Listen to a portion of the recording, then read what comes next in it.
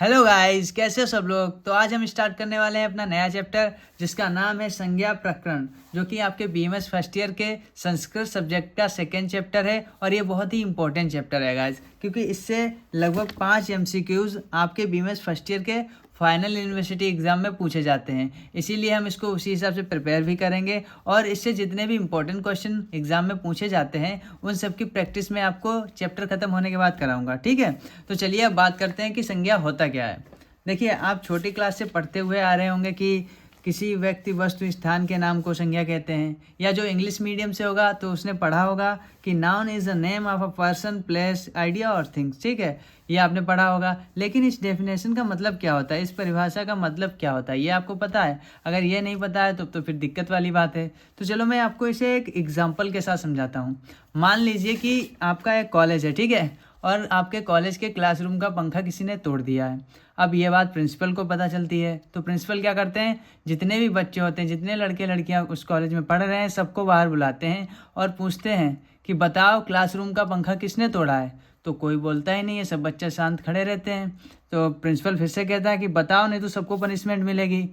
तो एक लड़का क्या होता है, उसमें से उठ के बता देता है, सर राहुल ने पंखा तोड़ा है। तो जैसे ही ये बात प्रिंसिपल सुनते हैं तो उनके मन से एक डाउट तो क्लियर हो जाता है कि किसी लड़की ने पंखा नहीं तोड़ा है, एक लड़के ने पंखा तोड़ा है और उसका नाम राहुल है। एक लड़के ने पंखा तोड़ा है जिसका नाम क्या है, राहुल है। मतलब राहुल नाम के लड़के ने पंखा तोड़ा है। अब क्या होगा, अब जितनी भी पनिशमेंट मिलेगी वो सिर्फ राहुल को मिलेगी, बाकी बच्चे पनिशमेंट से बच जाएंगे। जितनी भी सर्विस होगी वो राहुल की होगी। तो मात्र एक नाम बताने से, समझ रहे हो आप, एक नाम बताने से ही सारे बच्चे सर्विस से बच जाते हैं। जितनी भी पिलाई होती है वो राहुल की होती है। तो यहाँ पे नाम नाम क्या कर रहा है बताओ, यहाँ पे नाम जो होता है पहचान दे रहा है कि नहीं दे रहा है, जिससे प्रिंसिपल राहुल को पहचान पा रहे हैं। समझ रहे हो, जिससे प्रिंसिपल जो है राहुल को पहचान पा रहे हैं। तो नाम क्या देता है, पहचान देता है, आइडेंटिटी देता है, जिससे हम किसी व्यक्ति, वस्तु या स्थान को पहचान पाते हैं। समझ रहे हो आप। तो अगर मैं यहीं पे एक शब्द बोलूँ, ताजमहल, समझ रहे हो, ताजमहल, तो आपके माइंड में क्या इमेज बनती है? आपके माइंड में इमेज बनेगी कि कुछ लोग घूमने गए हैं, फ़ोटो क्लिक कर रहे हैं, एंजॉय कर रहे हैं, यही तो इमेज बनेगी। यहीं पे अगर मैं बोलूँ क्लासरूम, तो आपके माइंड में एक अलग इमेज बनती है। समझ रहे हो। तो मात्र नाम से ही हम चीज़ों को डिफाइन कर पा रहे हैं, पहचान पा रहे हैं। इसी को हम क्या कहते हैं, संज्ञा कहते हैं। देखिए हमारी डेफिनेशन क्या कह रही है यहाँ पे, किसी व्यक्ति, वस्तु, स्थान के नाम को हम संज्ञा कहते हैं। समझ रहे हैं आप। तो एक शब्द बोलने से ही हम किसी को पहचान पा रहे हैं, उसी को हम क्या कहेंगे, संज्ञा कहेंगे। समझ रहे हो। जैसे क्या एग्जाम्पल था हमारा, राहुल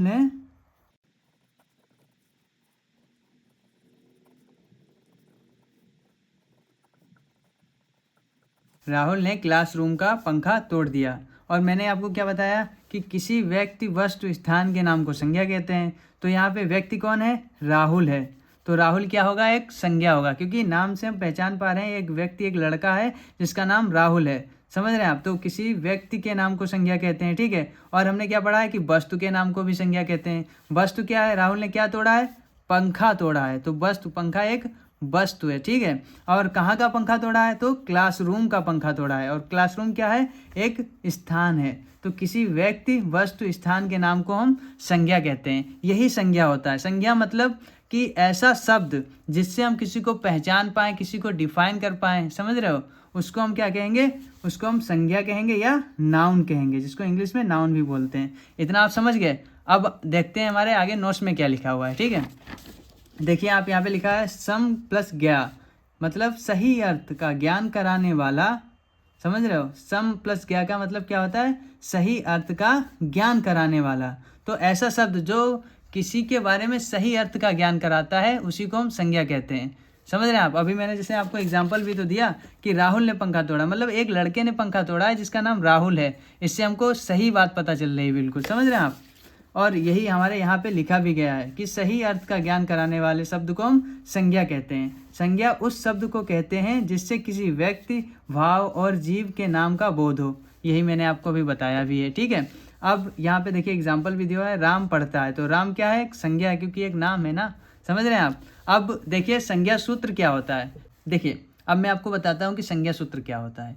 जैसे हमारी संज्ञा जो होती है वो कई प्रकार की होती हैं, संज्ञा के कई टाइप होते हैं, जैसे संयोग संज्ञा, वृद्धि संज्ञा, गुण संज्ञा। और हर संज्ञा को बताने के लिए, समझाने के लिए एक सूत्र दिया होता है, समझ रहे हो। एक सूत्र होता है जिससे हम एक पार्टिकुलर संज्ञा को समझाते हैं। तो ऐसा सूत्र जो संज्ञा के बारे में बताता है, समझो, ऐसा सूत्र जो संज्ञा के बारे में बताता है उसको हम संज्ञा सूत्र कहते हैं। बस इतनी सी लाइन आप याद रखना कि ऐसे सूत्र जो संज्ञा के बारे में बताएंगे उनको हम संज्ञा सूत्र कहेंगे, समझ गए आप। और यही यहाँ पे लिखा भी है, संज्ञाओं का विधान करने वाले सूत्र संज्ञा सूत्र कहलाते हैं, ठीक है। अधिक विषय को संक्षेप में या शॉर्ट में कहना सूत्र कहलाता है। सूत्र क्या होता है, किसी लंबी बात को शॉर्ट में बता देना सूत्र होता है। तो ऐसे सूत्र जो संज्ञा के बारे में बताएंगे उन्हें हम क्या कहेंगे, संज्ञा सूत्र कहेंगे, समझ गए आप। अब देखते हैं हमारे नोट्स में आगे क्या दिया है। देखिए आगे दिया है संज्ञा, संयोग संज्ञा, ठीक है। अब संयोग संज्ञा क्या होता है, संयोग नाम से ही आपको समझ में आ रहा होगा कि संयोग मतलब क्या होता है, जोड़ना, जोड़ना, ठीक है, या ऐड करना। जोड़ना या ऐड करना, इनका मतलब क्या होता है, संयोग, ठीक है। तो इसमें हम किन वर्णों को जोड़ेंगे, किसको जोड़ेंगे हम इसमें, देखिए इसमें हम हल वर्णों को जोड़ेंगे। अब हल वर्ण क्या होता है, मैंने आपको पढ़ाया हुआ है पहले से। देखिए ये हमारे क्या होते हैं, ये हमारे स्वर होते हैं, मैंने आपको बताया था ये हमारे स्वर होते हैं। और ये क्या होते हैं, ये व्यंजन होते हैं। और व्यंजन को हम क्या कहते हैं, हल कहते हैं, ठीक है। और स्वरों को हम क्या कहते हैं, अच कहते हैं। ये मैंने आपको बता रखा है पहले से, ठीक है। तो और जो स्वर क्या होते हैं, स्वर वे वर्ण होते हैं जिनको बोलने के लिए हमें व्यंजन की आवश्यकता नहीं होती है, स्वर को हम स्वतंत्र रूप से बोल सकते हैं। ये मैंने आपको पहले पढ़ा रखा है, ठीक है। और व्यंजन क्या होते हैं, व्यंजन जिनको बोलने के लिए हमें स्वरों की आवश्यकता होती है। ऐसे वर्ण जिनको बोलने के लिए हमें स्वरों की आवश्यकता होती है उसको हम क्या कहते हैं, उसको हम व्यंजन कहते हैं, हल वर्ण कहते हैं, ठीक है। और इनको बोलने के लिए स्वरों की आवश्यकता क्यों होती है, क्योंकि ये जितने भी व्यंजन दिए हुए हैं, जितने भी हल दिए हुए हैं, इनमें क्या होता है, इनमें एक स्वर छुपा रहता है। जैसे अगर मैं का लिखूं, ठीक है, तो ये का जो है ये इसका प्योर फॉर्म नहीं है, ये इसका शुद्ध रूप नहीं है। का शुद्ध रूप क्या होगा, देखिए का शुद्ध रूप ये होगा जब का के नीचे एक हलंत लग जाएगा तब ये का शुद्ध रूप है। और जब इसमें आ लग जाता है तो ये का पूर्ण रूप हो जाता है, ठीक है। अब हम इसको बोल सकते हैं। इसीलिए मैं आपसे कह रहा था कि जो व्यंजन होते हैं वो स्वरों पे निर्भर होते हैं, क्योंकि इनमें एक स्वर छुपा रहता है, समझ रहे हैं आप। और का हलंत को हम ऐसे भी लिख सकते हैं, आधा का लिख सकते हैं, ठीक है। ना हलंत जो होता है हमारा, ना हलंत को हम ऐसे लिख सकते हैं, आधा ना, समझ रहे हैं आप। और अगर इसको हमें पूरा ना लिखना है तो इसमें हमें क्या करना पड़ेगा, एक आ ऐड कर देंगे, एक स्वर ऐड कर देंगे तो ये पूर्ण ना बन जाएगा, ठीक है। तो व्यंजन वो होते हैं जो स्वरों पे निर्भर रहते हैं, ठीक है। इतना आप समझ गए कि व्यंजन क्या होते हैं, जो स्वरों पे निर्भर रहते हैं, जो स्वरों पे निर्भर रहते हैं वो व्यंजन कहलाते हैं। और इनको हम क्या कहते हैं, हल वर्ण भी बोलते हैं। इनको व्यंजन को हम क्या बोलते हैं, हल वर्ण भी बोलते हैं, ठीक है। इतना आप समझ गए, इतना आप अपने माइंड में रखना, तब आपको आगे की संज्ञा समझ में आएगी, ठीक है। तो अब हम देखते हैं कि हमारी संयोग संज्ञा क्या क्या रही थी। हमारी संयोग संज्ञा कहती है कि जब हम दो हल वर्णों को जोड़ते हैं और उनके बीच में कोई स्वर नहीं आता है तो वहाँ पे संयोग संज्ञा होती है। अब इसका मैं उदाहरण दूंगा तब आपको अच्छे समझ में आएगा। देखिए जैसे मैं लिखता हूँ कन्या, कन्या, ठीक है। अब मैंने कन्या लिखा, अब इसको मैं तोड़ के लिखता हूँ, तो तोड़ के लिखूंगा तो कैसे लिखूंगा, का, ठीक है। और इसमें आ भी है तो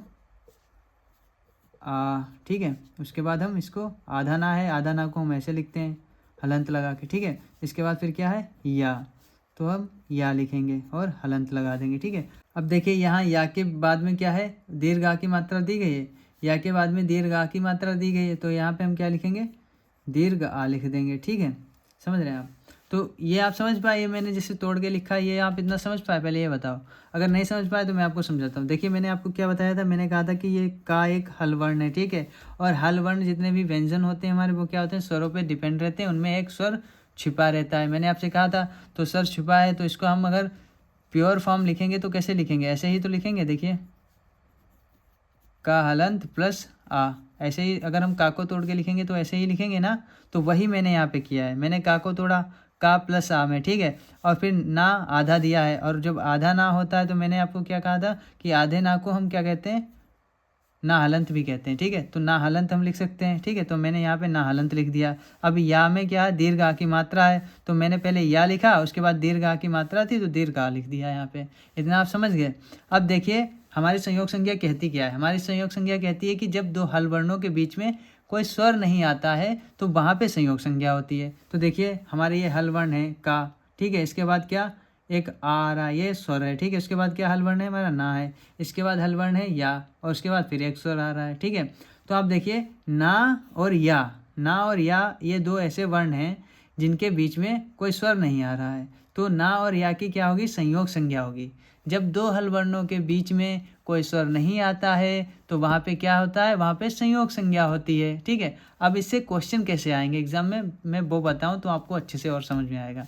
देखिए इसमें क्वेश्चन ऐसे पूछे जाते हैं, जैसे आपको शब्द दे देगा, कई शब्द दे देगा, जैसे राजा, ठीक है, रानी, ठीक है, और आपको दे देगा राम, और आपको दे देगा कन्या, ठीक है,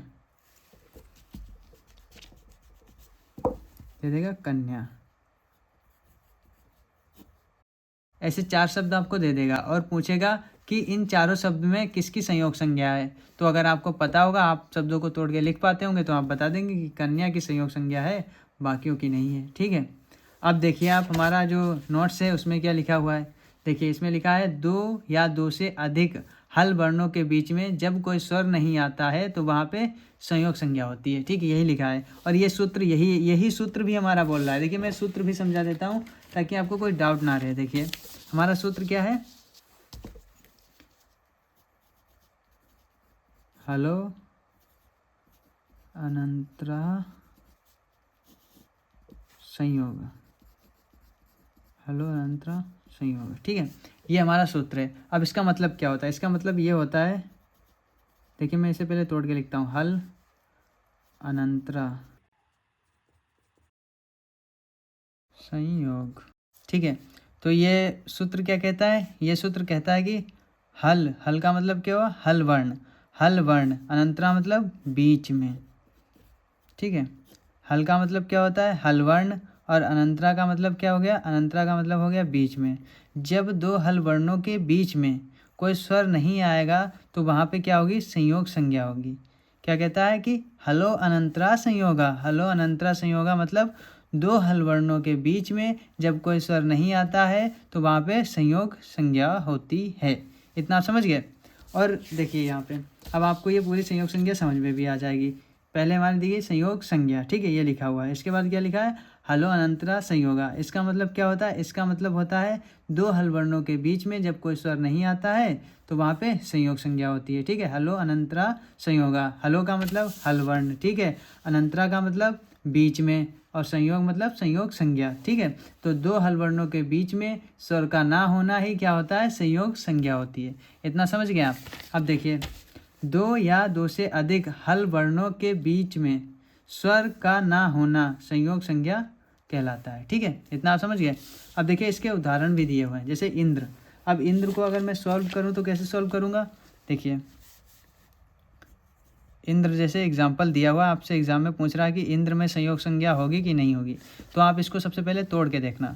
कैसे तोड़ोगे, ई लिखोगे, ठीक है, ई प्लस लिखोगे, ये स्वर है तो इसको हम ऐसे ही लिखेंगे। स्वर तो अपना पूर्ण रूप में होता ही है, वो तो व्यंजन पर डिपेंड नहीं होता है, तो इसको हम ई को ई ही लिखेंगे, ठीक है। और आधा ना है तो हम क्या लिखेंगे, ना हलंत लिख देंगे, ठीक है। उसके बाद क्या है, दा आएगा हमारा, दा ऐसे लिखेंगे, हम हलंत लगा देंगे, ठीक है, दा। उसके बाद क्या लिखेंगे, उसके बाद हम रा लिखेंगे, ठीक है, क्योंकि रा यहाँ पे लगा हुआ है। इसके बाद हम क्या लिखेंगे, आ लिख देंगे, क्योंकि दा में आ भी तो है, समझ रहे हैं आप। तो इंद्र, अब इंद्र में बताइए संयोग संज्ञा है कि नहीं है। देखिए यहाँ पे ना और दा ये दो हल वर्ण हैं और इन दोनों हल वर्णों के बीच में कोई स्वर नहीं आया है। अब स्वर नहीं आया है तो क्या होगी, संयोग संज्ञा होगी, क्योंकि हमारी परिभाषा भी यही कहती है कि जब दो हल वर्णों के बीच में स्वर नहीं होता है तो वहाँ पे क्या होती है, संयोग संज्ञा होती है, ठीक है, समझ गए आप। देखिए यहाँ पे दिया है, फिर इसका इंग्लिश में मैंने लिख दिया, जिसको थोड़ा अगर प्रॉब्लम हो हिंदी में तो means joining of two letters without existence of vowel in a between those two letters is called संयोग संज्ञा, ठीक है, समझ रहे हैं आप। अब जैसे दूसरा एग्जाम्पल हमारा है सिद्ध। तो सिद्ध के बीच में देखिए, सिद्ध में दा और धा के बीच में कोई स्वर नहीं है, इसीलिए इसमें क्या होगा, इसमें संयोग संज्ञा होगी, ठीक है, समझ रहे हैं आप। आ नहीं रहा कैमरे में, अब आ रहा है? हाँ ठीक। देखिए इसको मैं सॉल्व भी करके दे देता हूँ ताकि आपको अच्छे समझ में आए। सिद्ध, देखिए सा दिया है हमारा, ठीक है, और इसमें ई लगी है, छोटी ई की मात्रा है तो ई लिख देंगे हम, ठीक है, सा ई, ठीक है, प्लस सिद्ध है। अब सिद्ध को हम कैसे लिखते हैं? पहले लिखेंगे हम दा, ठीक है, फिर लिखेंगे हम धा, धा धा है ना, तो हलंत लग जाएगा। और फिर दा में जो है दीर्घ छोट मतलब रस्वा है, ठीक है, रस्वा है तो रस्वा लिख दिया जाएगा। समझ रहे हैं आप? ये चीज़ समझ पा रहे हैं कि नहीं? अगर नहीं समझ पा रहे तो मैं फिर से समझाऊँ। देखिए सिद्ध अगर हम लिखेंगे तो सिद्ध में कैसे, ये अगर इसमें आपको कन्फ्यूज़न हो रहा है तो मैं आपको बता दूँ कि ये दा और धा ये चीज़ लिखी हुई है, ठीक है। तो इसमें क्या है, इसमें देखिए दा पूरा लिखा है तो दा में हलंत लग जाएगा, ठीक है, और इसका आ आएगा यहाँ पे, ठीक है, और दा के पहले क्या है, धा है, तो धा में हलंत लग जाएगा, ऐसे लिख दिया जाएगा। ये समझ रहे हैं आप? ये ऐसे लिखा जाएगा, इसीलिए मैंने यहाँ पे इसको ऐसे लिखा है। तो सा ई, फिर दा, फिर धा, फिर आ, तो दा और धा के बीच में कोई स्वर नहीं आ रहा है, देखिए।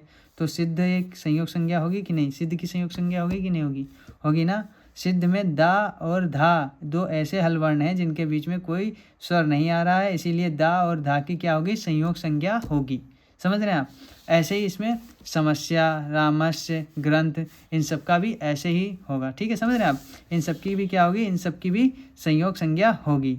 समझ रहे हैं? इसको भी सॉल्व करके बता दूं, अगर ज़्यादा सॉल्व करूंगा तो वीडियो लंबी हो जाएगी यार, तो आप समझ लेना ऐसे, ठीक है। इतने एग्जाम्पल मैंने एक ग्रंथ में करके दिखा देता हूँ, उसके बाद आप कर लेना। बताइए रामस्य करके दिखा दूँ? रामस्य करके दिखा देता हूँ, चलिए। ग्रंथ तो इसमें सॉल्व है तो आप समझ जाओगे नोट्स में, ठीक है। रामस्य करके दिखा देता हूँ। रामस्य, देखिए अब रामस्य को सबसे पहले हमें क्या करना है, ये शब्द दिया है, आपसे एग्जाम में पूछेगा कि रामस्य में संयोग संज्ञा होगी कि नहीं होगी, तो आप सबसे पहले रामस्य लिखना। रामस्य लिखने के बाद इसको तोड़ो, रा, ठीक है, दीर्घा दिया है यहाँ पे तो दीर्घा, रा हलंत प्लस दीर्घा, उसके बाद फिर माँ दिया हुआ है। माँ जो है अपने जो शुद्ध रूप में नहीं लिखा है, तो शुद्ध रूप में लिखेंगे तो माँ प्लस आ होगा, ठीक है। उसके बाद सा जो है आधा सा है, आधा सा है तो इसको हलंत लगा देंगे, ठीक है। उसके बाद या है, या को हम हलंत प्लस आ लिख देंगे, ठीक है। अब देखिए आप इसमें संयोग संज्ञा है कि नहीं, आप बताइए। देखिए ये रा है, ये आ है, ये स्वर है, फिर हल है, फिर स्वर है, फिर हल है, फिर हल है, फिर स्वर है। तो ये दो सा और जो या है, सा और या है, इनके बीच में कोई स्वर नहीं आ रहा है, तो इसकी संयोग संज्ञा होगी। समझ रहे हैं आप? संयोग संज्ञा इसकी होगी। अब हम आगे देखते हैं हमारी और कौन सी संज्ञा दी गई है। अब हमारी दी गई है वृद्धि संज्ञा, ठीक है। आपको संयोग संज्ञा समझ में आ गई इतनी पूरी? अब समझ में आ गई है तो हम आगे बढ़ते हैं, ठीक है। देखिए वृद्धि संज्ञा क्या होता है। वृद्धि संज्ञा, ये सूत्र दिया हुआ है, पहले मैं इसको सूत्र को सही से सॉल्व करूँ तो आपको समझ में आएगा। वृद्धि संज्ञा का सूत्र है वृद्धि राधेच, ठीक है। समझिए वृद्धि राधेच, तो इसको हम तोड़ेंगे तो कैसे लिखेंगे,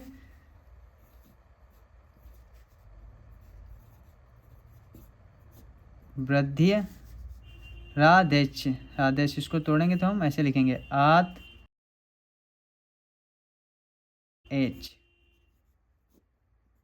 ठीक है। अब ट्रैक्टर निकल जाए उसके बाद मैं समझाऊँ, तब तक मैं वीडियो रोक के रख रहा हूँ, ठीक है।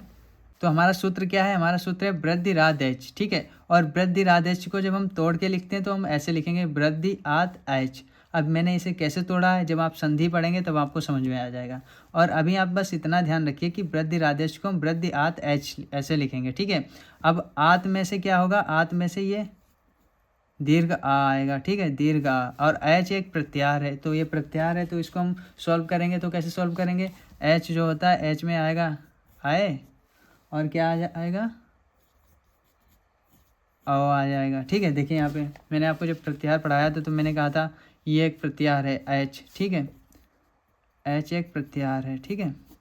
और एच प्रत्याहार को जब हम तोड़ेंगे तो हम इसमें क्या आ जाएगा, ए ओ, ये भी आ जाएगा, ठीक है। तो ये तीन वर्णों को शॉर्ट में लिखा गया है एच, ठीक है, इतना आप समझ गए। तो यही इसको जब मैंने तोड़ा एच को तो इसमें आए और ओ भी यहाँ से हमको मिल गया, ठीक है। और वृद्धि जो हमारी वृद्धि संज्ञा है, वृद्धि संज्ञा क्या कह रही है हमारी, कि वृद्धि राधेच, वृद्धि राधेच मतलब आ, आए और ओ, ये तीन वर्ण हैं, ये जिस शब्द में आएंगे उनकी वृद्धि संज्ञा होगी। समझ रहे हैं आप? जहाँ पे आ, आए और औ आएगा, जहाँ पे दीर्घ आ, आय और ओ आएगा वहाँ पे वृद्धि संज्ञा होगी। यही इस सूत्र का कहने का मतलब है। वृद्धिरादेच, वृद्धिरादेच मतलब ऐसे शब्द जिनमें आ, आय या ओ आए, ठीक है, ऐसे शब्द जिनमें आ, ए और आओ आए तो उसकी क्या होगी, वृद्धि संज्ञा होगी। समझ रहे हैं आप। देखिए यही यहाँ पे लिखा है, यह सूत्र वृद्धि संज्ञा करने वाला सूत्र है, ठीक है। आ, आए, आओ इन तीनों वर्णों की वृद्धि संज्ञा होती है। आप इतना याद रखो कि जिन शब्दों में दीर्घा दिखे या आय दिखे या आओ दिखे वहाँ पे आपको वृद्धि संज्ञा ही लगाना है, टिक करना है, ठीक है।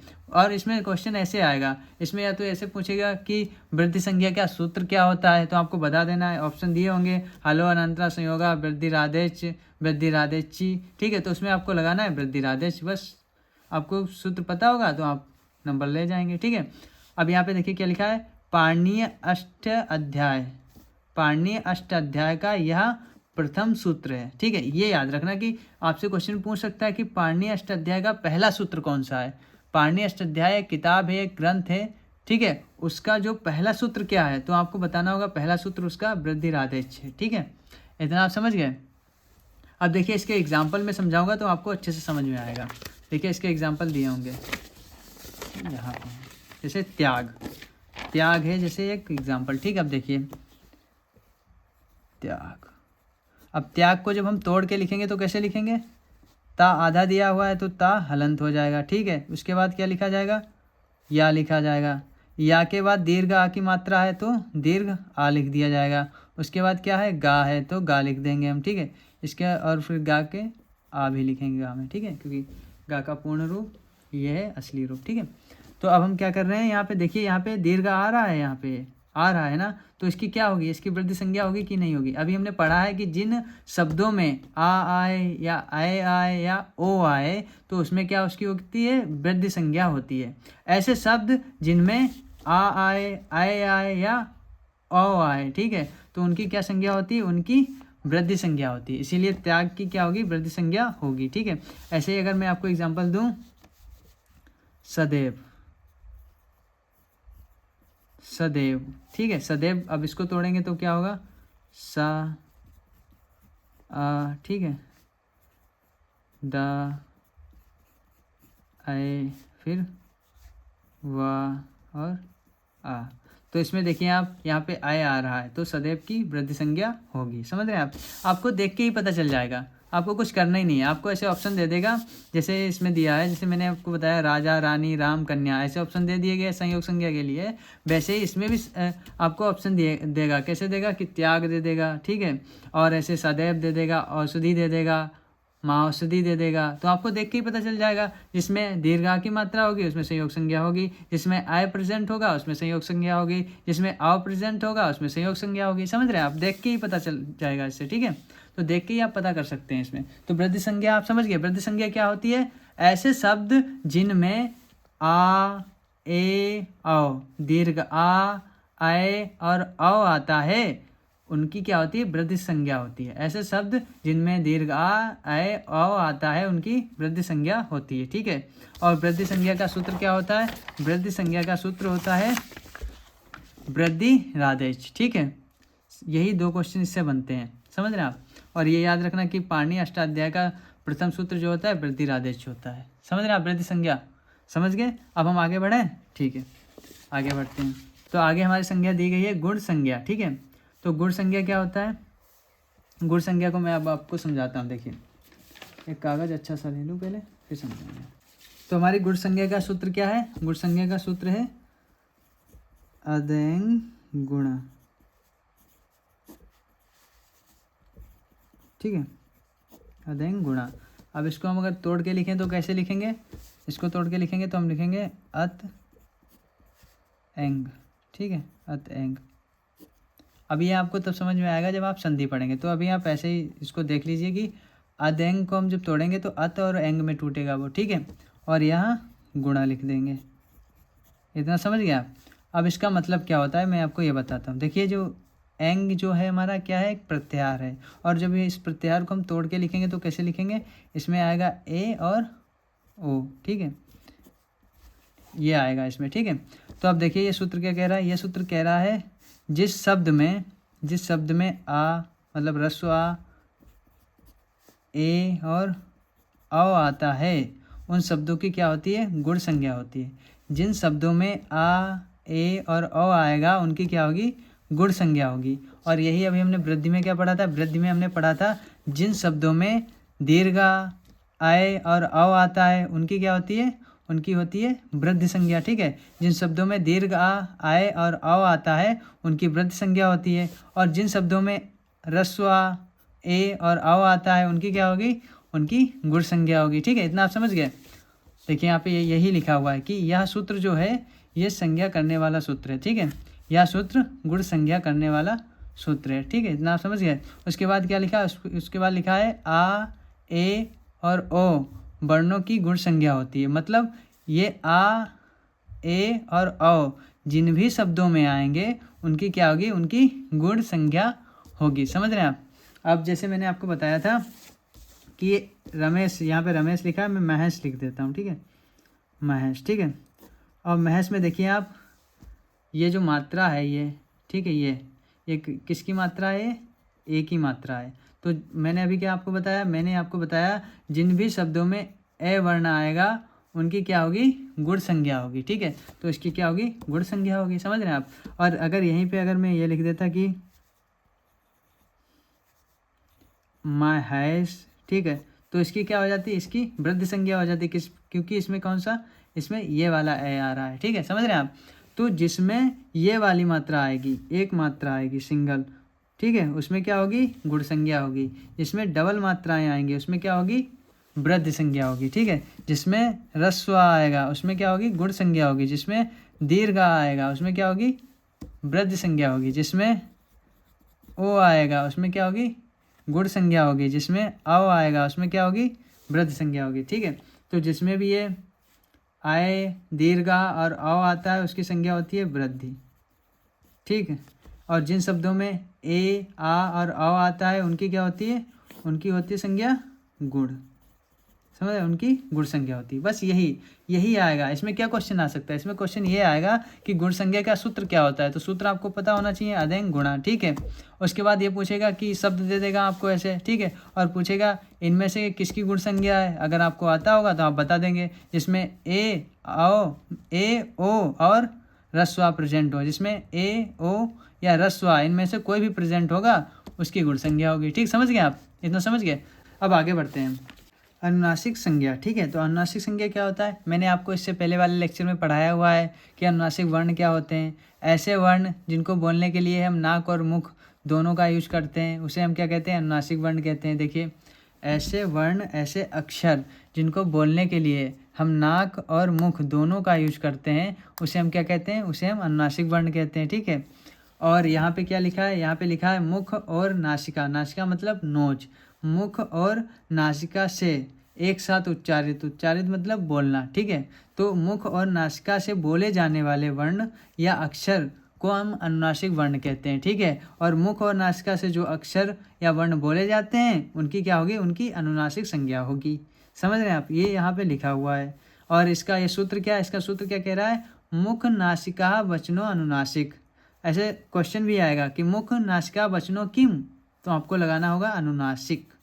समझ रहे हैं आप? तो ऐसे वर्ण जो मुख और नाक का यूज करके बोले जाते हैं उनकी अनुनासिक संज्ञा होती है। ऐसे वर्ण कौन से होते हैं? देखिए, आ, ई, ऊ, अंगा, या, णा, ना, मा। ठीक है, ये ऐसे वर्ण हैं जिसमें नाक और मुंह दोनों का यूज हो रहा है, इसीलिए इनकी अनुनासिक संज्ञा होगी। समझ रहे हैं आप? अब इसका एग्जाम्पल मैं आपको एक दे दूं, जैसे कंगना लिखा हुआ है। ठीक है, कंगना। ठीक है, तो कंगना में ये बिंदी लग गई ऊपर। ठीक है, तो ये कौन सा हो गया? अनुनासिक वर्ण हो गया, अनुनासिक हो गया ये। अब जब अनुनासिक हो गया तो इसकी संज्ञा क्या होगी? इसकी संज्ञा भी अनुनासिक संज्ञा होगी। समझ रहे हैं आप?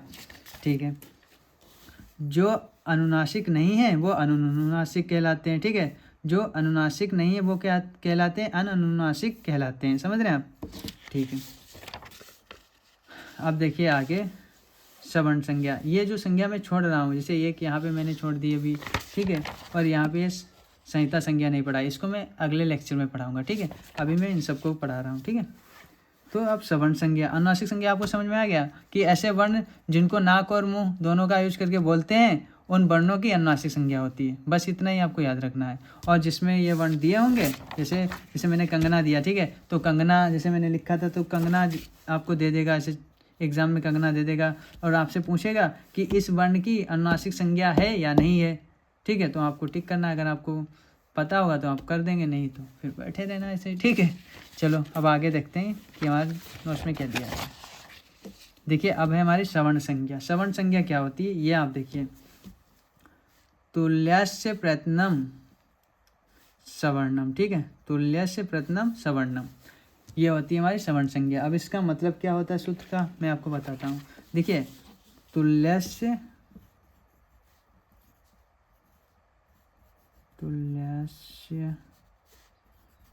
प्रयत्नम और सवर्णम, ध्यान से समझना, बहुत ही इजी है ये, ठीक है। तुल्यस्य का मतलब क्या होता है, तुल्य मतलब समान, समान या बराबर, ठीक है। तो तुल्य का मतलब क्या हो गया, समान या बराबर। इसको हम लिखेंगे अगर तोड़ के तो ऐसे लिखेंगे, तुल्य और अस्य, ठीक है, तुल्य अस्य, और प्रयत्नम मतलब अभ्यांतर प्रयत्न।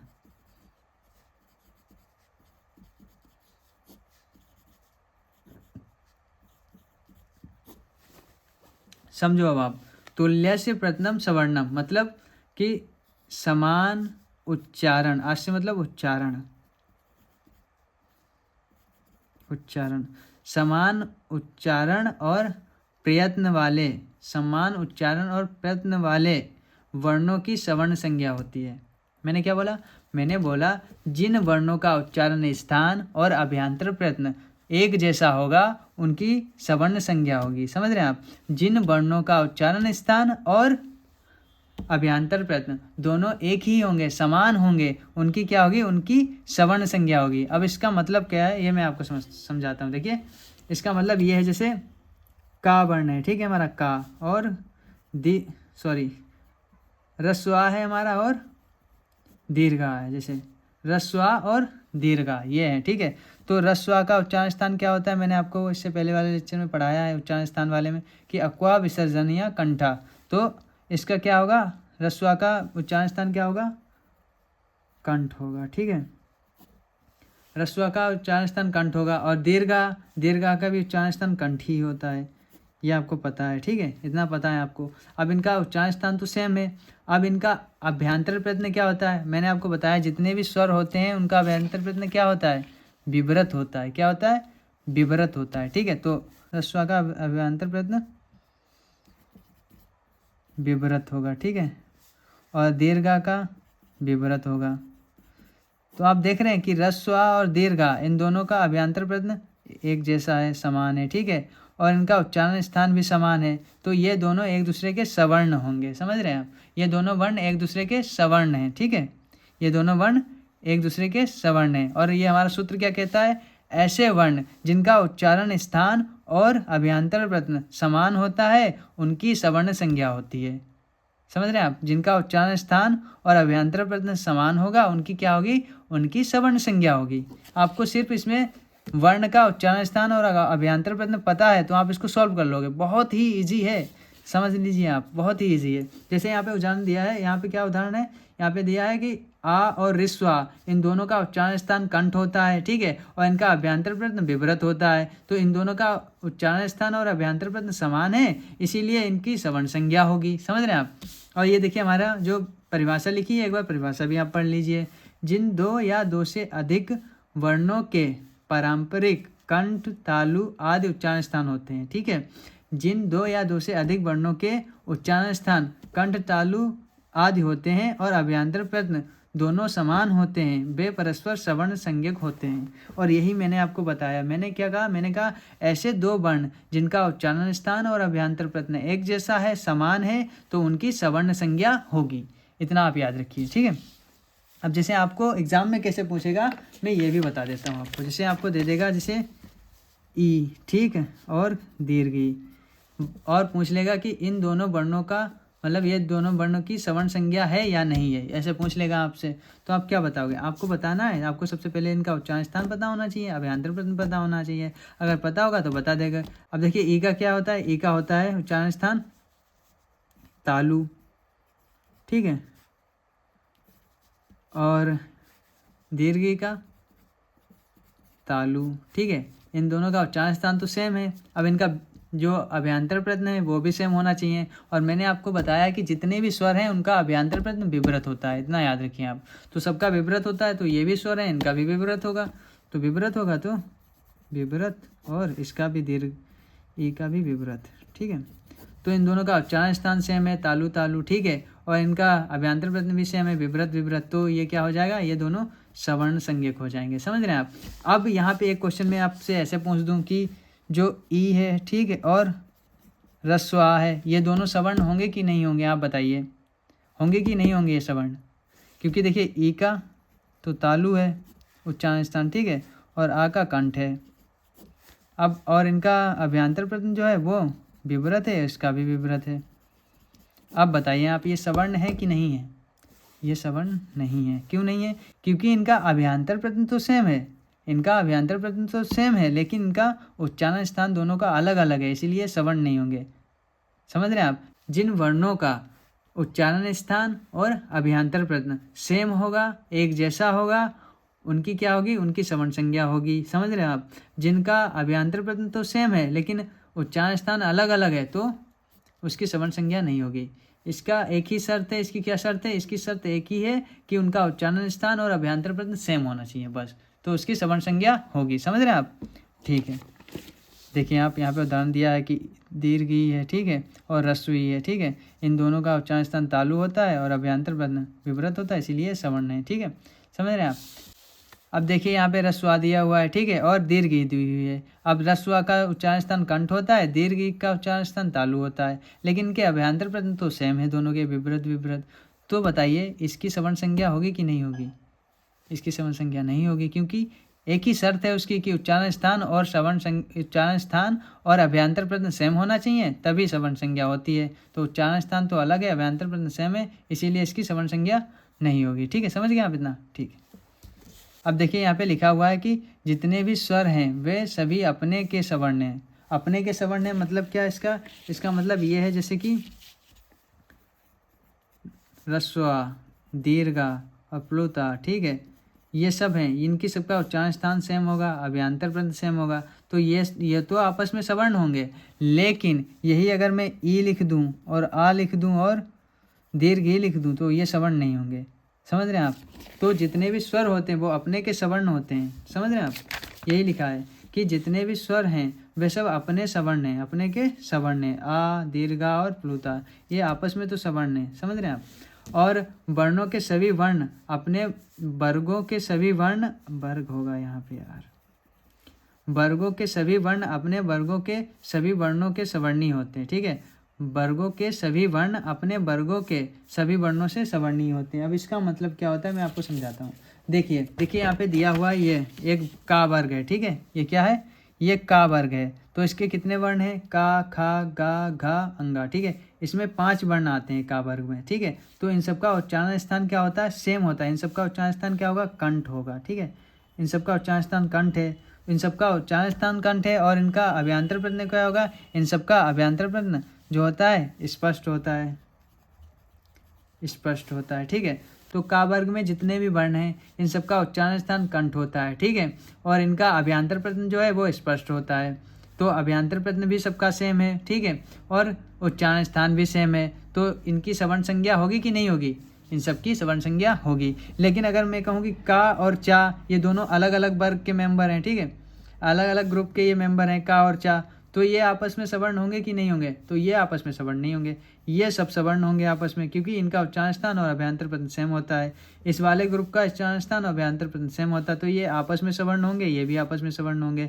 लेकिन ये एक ग्रुप का मेंबर दूसरे अगर ग्रुप के मेंबर से हम बताएं सेम होता है, उनका सवर्ण होता है, तो नहीं होता है। ठीक है, समझ गए आप? मतलब एक ग्रुप के सभी मेंबर जो हैं ये आपस में सवर्ण होंगे पांचों। ठीक है, लेकिन मैं कहूँ कि ये का एक ग्रुप का है, ठीक है, और जा अलग ग्रुप का है, तो अलग ग्रुप के मेंबर हैं अगर, तो वो आपस में सवर्ण नहीं होंगे। एक ग्रुप के मेंबर आपस में सवर्ण होंगे, ये भी सवर्ण होंगे आपस में, ये अगर ऐसे देखा जाए तो ये भी सवर्ण है, ये भी सवर्ण है, ठीक है, ये आपस में सवर्ण है। लेकिन अगर मैं टा और चा कह दूं ये सवर्ण है, तो ये सवर्ण नहीं होंगे, क्योंकि इनके उच्चारण स्थान और अभ्यांतर प्रश्न अलग अलग होंगे, ठीक है, समझ रहे आप, इतना समझ गए, चलिए ठीक है, अच्छी बात है फिर तो। और यही यहाँ पे लिखा हुआ है, देखिए का वर्ग में क्या आता है, का, खा, गा, घा, अंगा, इन सबका उच्चारण स्थान कंठ होता है, ठीक है, इन सबका उच्चारण स्थान कंठ होता है और इनका अभ्यांतर प्रश्न स्पष्ट होता है, इसीलिए ये आपस में सवर्ण होते हैं, सवर्णी होते हैं, समझ रहे हैं आप। तो आपने अभी क्या सीखा, आपने ये सीखा कि सवर्ण संज्ञा क्या होती है। सवर्ण संज्ञा होती है तुल्यस्य प्रथमम सवर्णम, तुल्यस्य प्रथमम सवर्णम, मतलब तुल्य का मतलब समान, अस्य मतलब उच्चारण स्थान, प्रथम मतलब अभ्यांतर प्रश्न, ठीक है। तो समान अभ्यांतर प्रश्न और उच्चारण स्थान वाले वर्ण की सवर्ण संज्ञा होती है, इतना आप समझे। आप क्या समझे वह बताइए, सवर्ण संज्ञा से आप क्या समझे। अगर आपसे कोई कहते कि सवर्ण संज्ञा क्या होती है, तो आप उससे यही कहना कि जिनका उच्चारण स्थान, जिन वर्णों का उच्चारण स्थान और अभ्यांतर प्रश्न एक जैसा होता है उनकी सवर्ण संज्ञा होती है। जिन वर्णों का उच्चारण स्थान और अभ्यांतर प्रश्न एक जैसा होता है, समान होता है, उनकी क्या होती है, सवर्ण संज्ञा होती है, ठीक है। और ये एग्जाम्पल उसको बता देना, बस आपका काम हो जाएगा, वो भी समझ जाएगा अच्छे से, ठीक है। अब देखते हैं आगे क्या दिया है हमारा। इत संज्ञा, अब इत संज्ञा क्या होता है ये मैं पढ़ा चुका हूँ आपको महर्षि सूत्र में, ठीक है। जब मैं महर्षि सूत्र आपको पढ़ा रहा था तब मैंने आपको बताया था कि इस संज्ञा क्या होता है, लेकिन मैं यहाँ भी आपको बताऊँगा, ठीक है। देखिए आप, इस संज्ञा क्या होता है, मैंने आपको बताया था हलंत्यम एक सूत्र होता है। हलंत्यम सूत्र जब किसी भी वर्ण में लग जाता है तो उसकी क्या हो जाती है, इस संज्ञा हो जाती है। अब इसका मतलब क्या है, जैसे मैंने का लिखा है, ठीक है, जब मैंने का लिखा है, ठीक है, अभी तो इसे हम प्रोनाउंस कर सकते हैं, इसको बोल सकते हैं, लेकिन जब हलंत्यम सूत्र से इसमें जब क्या होगा, हलंत लग जाएगा, तो इसको हम क्या बोलेंगे, इत संज्ञक वर्ण बोलेंगे, ठीक है।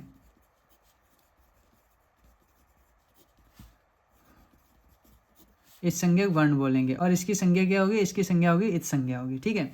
आप ऐसे समझिए कि कोई भी हल वर्ण है, जैसे का, खा, गा, घा, ठीक है, ये हल वर्ण है, ठीक है।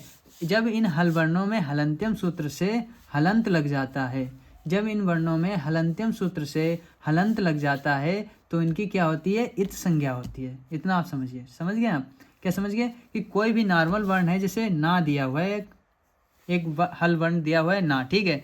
अब जब इसमें हलंत्यम सूत्र से हलंत लग जाएगा तो इसकी क्या हो जाएगी, इत संज्ञा हो जाएगी, ठीक है। अगर आपको और डिटेल में घुसना है तो आप जाइए महर्षि सूत्र पढ़ लीजिए जाके। वैसे मैंने जितना आपको बताया ये भी आपके लिए सफिशिएंट है। आप ऐसे समझना, कोई भी हल वर्ण में जब हलंत्यम सूत्र से हलंत लग जाता है तो उसकी संज्ञा हो जाती है, समझ रहे हैं आप। कोई भी वर्ण है जिसमें हलंत्यम सूत्र से हलंत लगा देंगे तो उसकी क्या हो जाएगी, इत संज्ञा हो जाएगी। जैसे मैं बोलता हूँ रा, ठीक है, अब ये रा लिखा हुआ है, अभी इसको हम प्रोनाउंस कर सकते हैं, लेकिन जब इसमें हलंत्यम सूत्र से, जब ये हलंत्यम सूत्र है, ठीक है, जब हलंत्यम सूत्र से हम इसमें हलंत लगा देंगे तो क्या हो जाएगा, ये इस संज्ञक वर्ण बन जाएगा और इसकी क्या होगी, इत संज्ञा होगी, ठीक है। जब किसी भी वर्ण में हलंत्यम सूत्र से हलंत लग जाता है तो उसकी क्या हो जाती है, इस संज्ञा हो जाती है। जैसे ये एक नॉर्मल वर्ण है ला, ठीक है, ला एक नॉर्मल वर्ण है, ठीक है। अब इसको अगर हमें इस संज्ञक वर्ण बनाना है तो इसमें क्या करना होगा, इसमें हमें हलंत लगाना होगा, और जब हलंत लग जाएगा इसमें, तो हलंत लगने से क्या हो जाएगा, ये इस संज्ञक वर्ण बन जाएगा और इसकी संज्ञा क्या होगी, इस संज्ञा होगी। समझ रहे हैं आप, समझ गए इतना। और यही यहाँ पे लिखा हुआ है कि क्या लिखा है, उपदेश सूत्र का अंतिम व्यंजन हल वर्ण होता है, ठीक है। उपदेश सूत्र मतलब जो हमारे महर्षि सूत्र होते हैं, जितने भी महर्षि सूत्र होते हैं उन सबका अंतिम जो वर्ण होता है, देखिए क्या हुआ यार, वीडियो बंद हो गई, 5% बैटरी बची इसलिए, ठीक है। देखिए आप, जो हमारा अंतिम महर्षि सूत्र में हल वर्ण दिया होता है, देखिए ये जितने भी हल वर्ण अंतिम वर्ण दिए हुए हैं, ठीक है, इनमें क्या देख रहे हैं आप, इसमें एक चीज़ देख रहे हैं, सब में हलंत लगा हुआ है, ठीक, हलंत लगा हुआ है, ठीक है। तो जिनमें जिनमें ये हलंत लगा होता है इनको हम इस संज्ञक वर्ण बोलते हैं, इन सबको हम इस संज्ञक वर्ण बोलते हैं, और इनकी संज्ञा क्या होती है, इनकी इस संज्ञा होती है, ठीक है। हलंत्यम सूत्र से जब महर्षि सूत्र के अंतिम वर्ण में हलंत लग जाता है तो उसकी क्या हो जाती है, इस संज्ञा हो जाती है। जब महर्षि सूत्र के अंतिम वर्ण में हलंत लग जाता है तो उसकी क्या होती है, इत संज्ञा होती है। समझ रहे हैं आप, और यही यहाँ पे लिखा हुआ है क्या, कि महर्षि सूत्र का अंतिम व्यंजन हल वर्ण होता है, ठीक है, हल वर्ण होता है। अंतिम व्यंजन हमने देखा कि हल वर्ण होता है, देखिए ड़ा का अंगा चा, ठीक है, ये क्या है, ये सब हल वर्ण है। और ये आगे क्या दिए, आ ई उ री ल री ए ओ, ये सब स्वर दिए हैं यहाँ तक, ठीक है। लेकिन इनका अंतिम स्वरों का, ये जितने भी स्वर हैं इनका अंतिम वर्ण क्या है, अंतिम वर्ण एक हल है, और हल में भी हलंत लगा हुआ है। जब हलंत लगा हुआ है तो ये सब क्या होंगे, इस संज्ञक वर्ण होंगे, और इनकी संज्ञा क्या होगी, इस संज्ञा होगी। समझ रहे हैं आप, इतना समझ गए, ठीक है। अब आगे देखिए आप, यहाँ पे उदाहरण भी दिया है, जैसे कि महर्षि सूत्र के 14 सूत्र, ठीक है। ऑल ऑफ द सूत्र आर एंडिंग विद हल वर्ण, ये तो मैंने देख ही लिया, आपने भी देख लिया, ठीक है। ऑल ऑफ दिस एंडिंग हल वर्ण आर गेटिंग इच संज्ञा। इस संज्ञा क्यों हो जाती है, इनकी क्यों हो जाती है, क्योंकि इनमें हलंत लग जाता है। जिसमें भी हलंत लग जाता है, हलंत क्यों लगता है, हलंत्यम सूत्र एक आता है हमारा, एक हलंत्यम सूत्र होता है, उस हलंत्यम सूत्र से जब किसी भी वर्ण में हलंत लग जाएगा तो उसकी इस संज्ञा हो जाती है, ठीक है। और जब ये इस संज्ञा हो जाती है तो जब हम प्रत्याहार बनाएंगे तब इस सब, ये जितने भी बीच में इस संज्ञक वर्ण आएंगे इन सबका तस्य लोपस सूत्र से लोप हो जाता है, ठीक है। इतना आप समझ गए।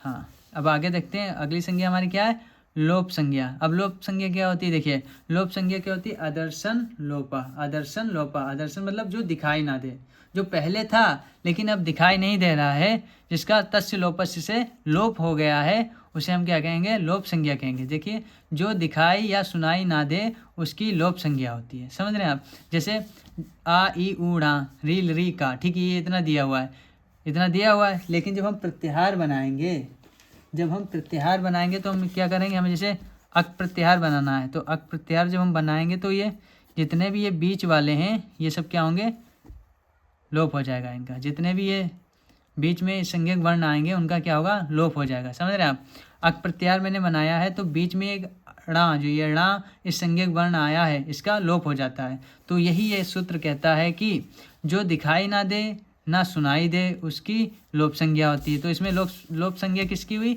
लोप संज्ञा णा वर्ण की हुई, ठीक है, णा वर्ण की लोप संज्ञा हो गई इसमें। समझ रहे हैं आप। तो ऐसे वर्ण जो स्टार्टिंग में तो होते हैं लेकिन जब प्रत्याहार निर्माण करते हैं तो वो गायब हो जाते हैं, उनको हम क्या कहते हैं, उनको हम इस संज्ञक वर्ण कहते हैं, ठीक है। ऐसे वर्ण जो स्टार्टिंग में तो प्रेजेंट होते हैं लेकिन जब हम प्रत्याहार का निर्माण करते हैं तो उनका लोप हो जाता है, उनको हम संज्ञक वर्ण कहते हैं, ठीक है। और वो संज्ञक वर्ण क्यों लोप हो जाते हैं, तस्य लोपस्य एक सूत्र होता है, जब वो प्रत्याहार हम बनाएंगे तो वो सूत्र यूज होता है, इसीलिए उसका लोप हो जाता है, और लोप हो जाएगा तो वो दिखाई नहीं देगा और उसकी ही लोप संज्ञा होगी। तो ऐसे वर्ण जो स्टार्टिंग में होते हैं लेकिन प्रत्याहार फॉर्मेशन के बाद दिखाई नहीं देते हैं उनकी क्या होती है, लोप संज्ञा होती है, ठीक है। इतना आप समझ गए। अब देखिए यहाँ पे ये लिखा हुआ है, क्या लिखा है, जो पहले था किंतु बाद में किसी सूत्र आदि के द्वारा उसका लोप हो गया। मैंने क्या कहा, जो पहले प्रेजेंट था लेकिन जब हम तस्य लोपस्य सूत्र मैंने यूज किया, ये वाला सूत्र जब मैंने यूज किया तब उसका क्या हो गया, लोप हो गया, ठीक है। तो जो पहले था किंतु बाद में किसी सूत्र आदि के द्वारा लोप हो गया या गायब हो गया है और बाद में नहीं दिखाई देता है ना ही सुनाई देता है, उसकी क्या होती है, लोप संज्ञा होती है। समझ गए आप, ठीक है। अब देखिए प्रत्याहार संज्ञा। तो प्रत्याहार संज्ञा क्या होता है, देखिए इसका सूत्र है आदिर अंत्यन सहिता, ठीक है, आदिर अंत्यन सहिता। अब इसका मतलब क्या होता है मैं आपको बताता हूँ। देखिए आदिर अंत्यन सहिता ये हमारा सूत्र है, ठीक है। इसको अगर हम तोड़ के लिखेंगे तो कैसे लिखेंगे, इसको हम तोड़ेंगे तो ऐसे लिखेंगे, आदिर अंत्यन सहिता मतलब आदि आदि, ठीक है, आदिर अंत्यन, आदिर अंत्यन, आदिर अंत्यन सह इता, सह और इता, ठीक है। इतना आप समझ गए। इसको जब हम तोड़ के लिखेंगे तो हम ऐसे लिखेंगे, ठीक है, आदि अंत्यन सह इता, ठीक है। ट्रैक्टर निकल जाए यार, फिर से आ गया। तो अब देखिए इसका मतलब क्या होता है, इसका मतलब होता है आदि का मतलब क्या होता है, आदि का मतलब होता है आगे, ठीक है, आदि का मतलब होता है आगे, अंत्यन का मतलब होता है अंतिम, ठीक है, सह का मतलब होता है साथ में, ठीक है, साथ में, और इता का मतलब इस संज्ञक वर्ण,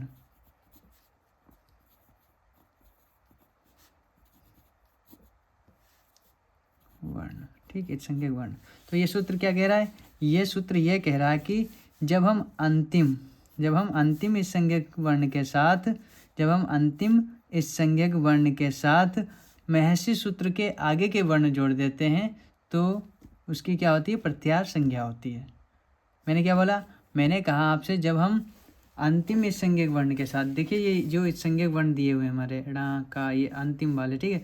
जब हम ये अंतिम इस संज्ञक वर्ण के साथ महसी सूत्र में जो आगे के वर्ण ये दिए गए हैं इनको जोड़ देंगे तो हमारा प्रत्याहार बन जाएगा।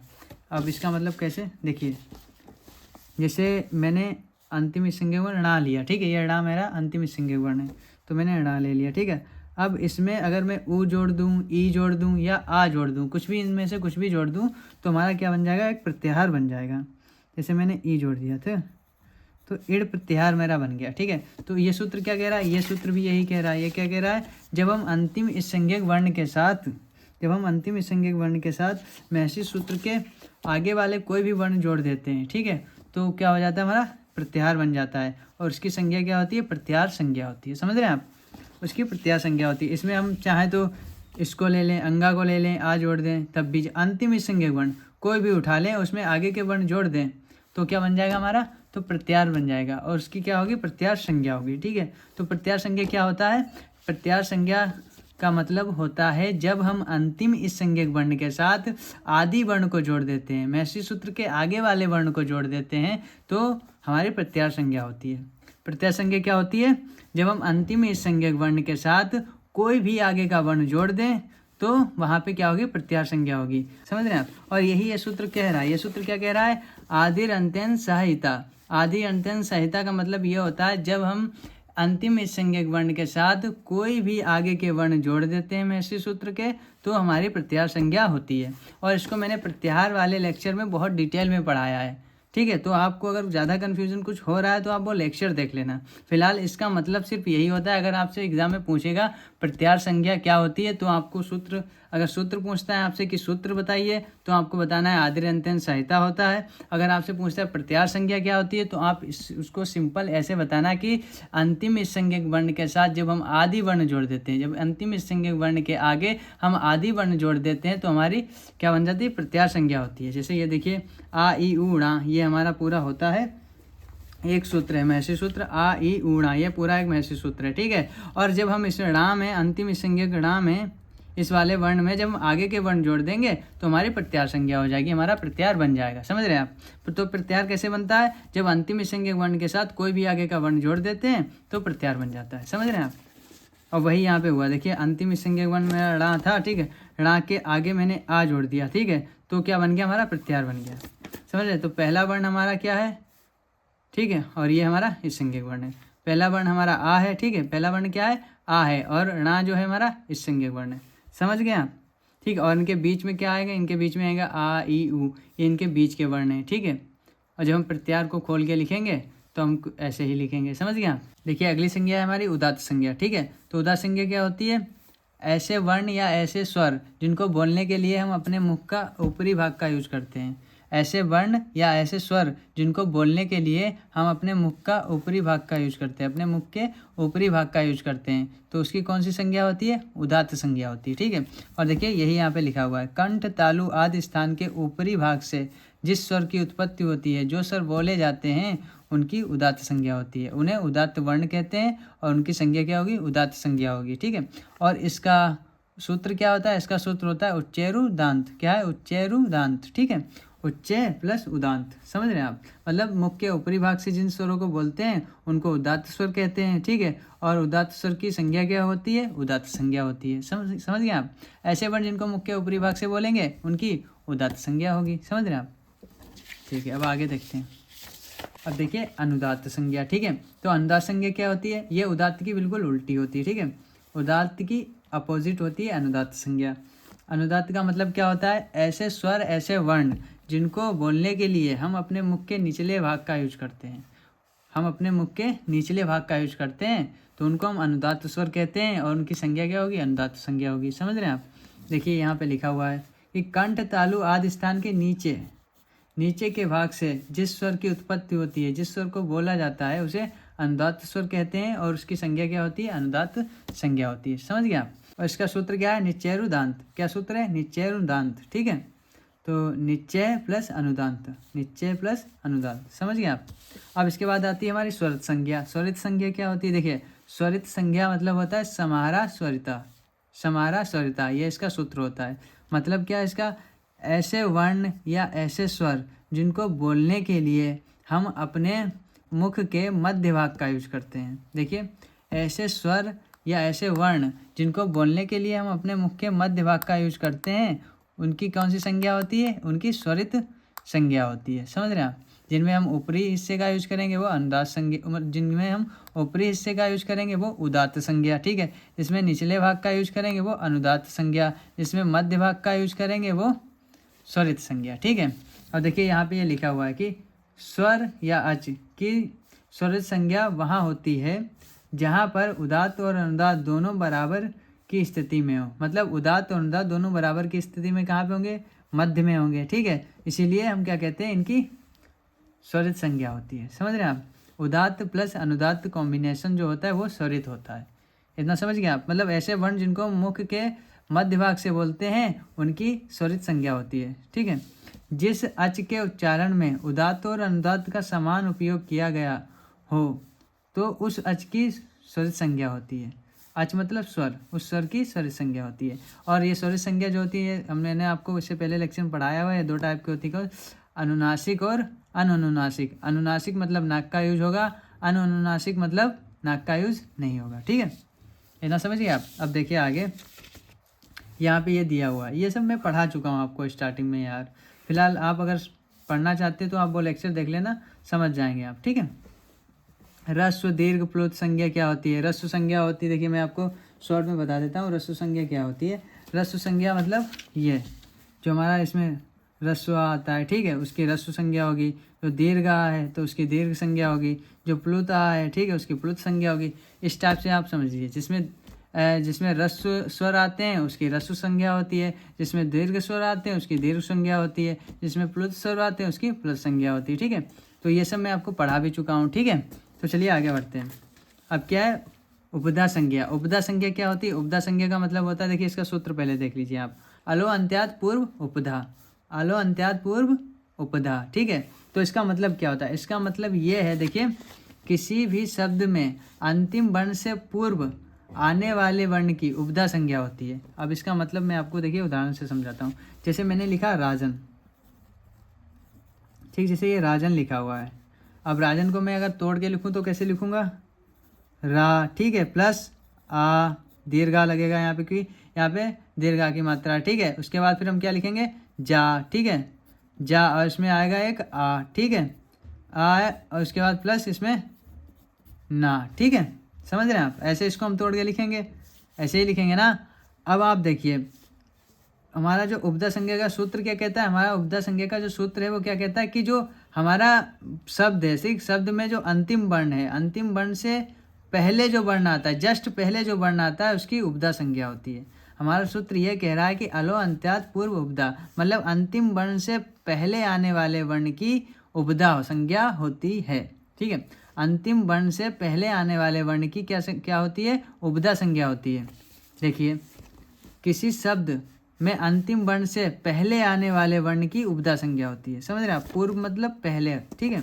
तो अंतिम वर्ण से पहले आने वाले वर्ण की उपधा संज्ञा होती है, इतना याद रखना आप, ठीक है। अब आपसे एग्जाम में पूछेगा कि जैसे आपको राजन दे दिया, अगर आपको यहाँ पे दे देता है साजन, ठीक है, साजन, अब पूछ देता है कि इसमें किस वर्ण की उपधा संज्ञा है, तो आप कैसे बताओगे? पहले आप इसको तोड़ोगे, ये सा, ये दीर्घ आ की मात्रा है तो दीर्घ आ लिख दोगे, ठीक, प्लस जा, ठीक है, जा में क्या है? जा में आ है, ठीक है, तो आ लिख दिया हमने। उसके बाद यहाँ पे क्या आएगा? ना आएगा, ठीक है, तो ना आ गया, ठीक है। तो यहाँ पे साजन में उपधा संज्ञा किस वर्ण की है?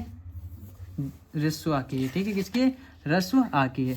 तो यही हमारा सूत्र कह रहा है, ठीक है। उपधा संज्ञा क्या होता है? उपधा संज्ञा का मतलब यह होता है जो हमारा शब्द है उस शब्द के अंतिम वर्ण से जस्ट पहले वाले वर्ण की उपधा संज्ञा होती है। अंतिम वर्ण से जस्ट पहले वाले वर्ण की उपधा संज्ञा होती है। समझ गए आप? समझ गए, ठीक है। तो वैसे राजन में आ की होगी, मनस में क्या होगी? मनस में आ, ह्रस्व आ की होगी, ठीक है। नदी लिखेंगे और नदी को जब हम तोड़ेंगे तो कैसे तोड़ेंगे? नदी को हम तोड़ेंगे ना, ठीक है, प्लस आ, ठीक है, प्लस द, ठीक है, प्लस ई, ठीक है। तो इसमें देखिए किस वर्ण की उपधा संज्ञा है? अंतिम वर्ण से जस्ट पहले वाले वर्ण की उपधा संज्ञा होती है, तो इसमें दा की उपधा संज्ञा होगी, ठीक है। ऐसे इसमें कुड़ाल में ला की होगी, ठीक है।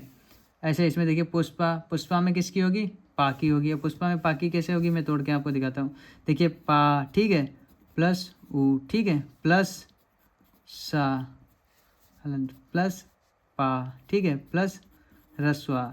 और हमारा सूत्र क्या कहता है? हमारा सूत्र कहता है कि अंतिम वर्ण से जस्ट पहले वाले वर्ण की जो होती है उपदा संज्ञा होती है, इसलिए इसमें पा की उपदा संज्ञा होगी। ठीक है, तो आप इतना समझ गए। अब हम लेक्चर को यहीं पे ख़त्म करते हैं। ठीक है, अब जितनी भी 2-3 संज्ञा आपकी बची हुई हैं वो मैं नेक्स्ट लेक्चर में कवर कर दूंगा, और जितने भी इंपॉर्टेंट क्वेश्चन इस चैप्टर से पूछे जाते हैं उन सब की प्रैक्टिस भी मैं आपको नेक्स्ट लेक्चर में करवा दूंगा। और अगर आपको वीडियो अच्छी लगी हो तो एक लाइक कर देना, और अगर नहीं अच्छी लगी तो डिसलाइक कर देना। कमेंट करके ज़रूर बताना वीडियो में क्या सही लगा, क्या आपको इम्प्रूव करने की ज़रूरत है। ठीक है, ये भी बता देना मुझे, और चैनल सब्सक्राइब ज़रूर कर लेना।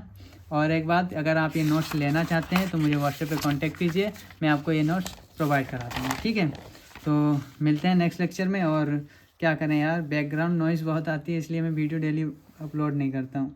फिर मुझे अच्छा ही नहीं लगता यार कि पीछे से मैं बोल रहा हूँ, पीछे से आवाज़ आ रही, तो थोड़ा डिस्टर्ब हो जाता हूँ इसीलिए। बाकी अगर आपको कुछ भी सुझाव देना है तो आप दे सकते हैं, एंड नेक्स्ट लेक्चर में कोशिश करूँगा कि जल्दी आ जाए। और पढ़ते रहिए, एग्ज़ाम आ गया है तो पढ़ते रहिए। ठीक है, हालांकि मैं इस बार तो सिलेबस कंप्लीट नहीं करा पाऊँगा आपका, लेकिन नेक्स्ट टाइम ज़रूर करवाऊँगा। ठीक है, अब जो इस आपके बाद जो बैच आएगी उसको ज़रूर कंप्लीट मिलेगा। तो थैंक यू वीडियो देखने के लिए, एंड लव यू।